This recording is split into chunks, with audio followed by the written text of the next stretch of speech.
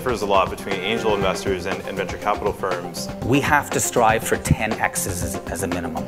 Tell me what's changed that makes this possible now where it wasn't possible a year ago. Good evening, everyone. I'm Carrie Damon, the Director of Entrepreneurship Education here at Mars. Thank you so much for coming out. We are taking a different twist this year. Barry Gekiere, our Managing Director of the Investment Accelerator Fund, has invited, along with 2 VCs, also 2 companies who have received VC investment. So we're going to get both sides of the table on venture capital, which is great. As I mentioned, Barry manages the Investment Accelerator Fund, which is a seed fund at Mars that helps early stage Ontario technology companies bring their products and services to market. Barry has worked for over 25 years in senior management positions in venture capital, private equity, and operations. So he's well positioned to serve the IAF program and at investee companies, and will be our moderator tonight. Welcome, Barry.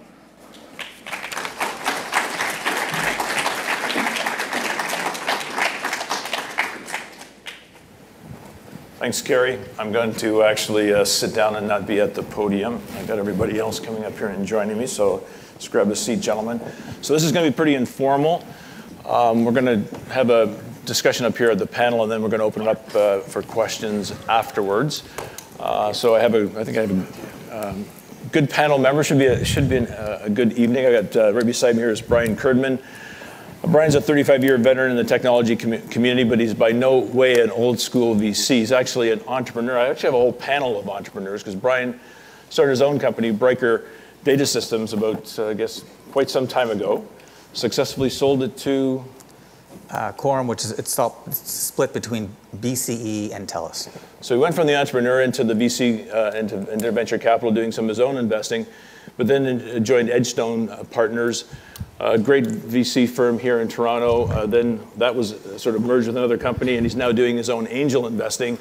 And also he's not only doing direct investing, but also investing in funds. And there's I call it a new class of funds where there's sort of this entrepreneurial spirit within the VC. And he's in two funds I'm aware of, Class Capital and Golden Ventures. And Georgian. And Georgian Partners, okay. I'll leave them out. Yeah. Next I have Mike Silagadze, who is the CEO of Top Hat Monocle. And Mike was, I guess, one of the early employees with Myovision, a successful tech company in Waterloo, and then started his own company, Top Hat Monocle and Education Software. The IAF was an early investor in Top Hat Monocle, and he's gone on to raise a significant round of financing, and I want him to be able to talk to the group about that tonight. So, Mike, welcome. Sounds good, thanks. Okay. We also have Stephen Lake, who is the CEO of Thalmic Labs, and this is a hardware product which you haven't seen very often, but it's sort of the next generation of gesture control. And this is your first startup. This is sort of a first one for you. Mike's done a great job, and he's done a lot of pre-sales, very successful in actually pre-selling their product, which is getting the attention of VCs, and he's going to talk a little bit about that later on as well. So Stephen, welcome. And then we have Duncan Hill, who's a partner with Mantella Venture Partners. And Duncan, also an entrepreneur. He was the founder of Think Dynamics, a data center automation software company that he sold to IBM. I worked several years with Duncan at Ventures West. He was an entrepreneur in residence.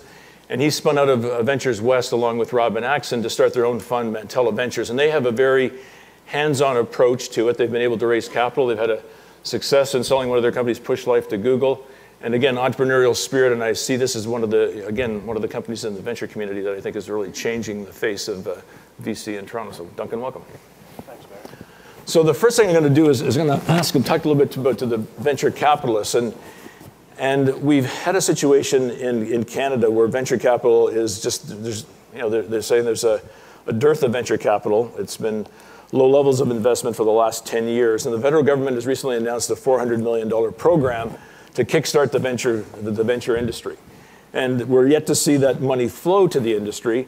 But one thing that I believe is that money follows the returns. And if I look at the returns of the venture capital industry, in Canada, they haven't been that strong. I think they've been either zero or negative over the last 5 to 10 years. The US has been about 6% return. So the venture community hasn't been generating those returns. And the only thing that's really going to change it in my mind is if we see those returns come back. So I'm curious, I'd like to know, Bryan, your thoughts as to what's going to be different. What's happening now in the community you think that's going to change the outlook for venture capital and drive returns? Well, there are a few things. First, answer that $400 million question.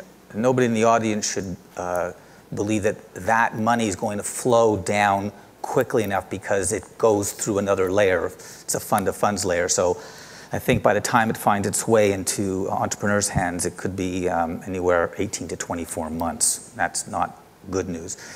But the industry in general has not performed well for the investors because there haven't been significant exits. Maybe we can count 10. There's a great exit last year in Radian 6 where investors, whether it's myself as an angel, what I was doing with Edgestone, what Duncan does, we have to strive for 10 X's as a minimum to counter the fact that there are going to be some zeros.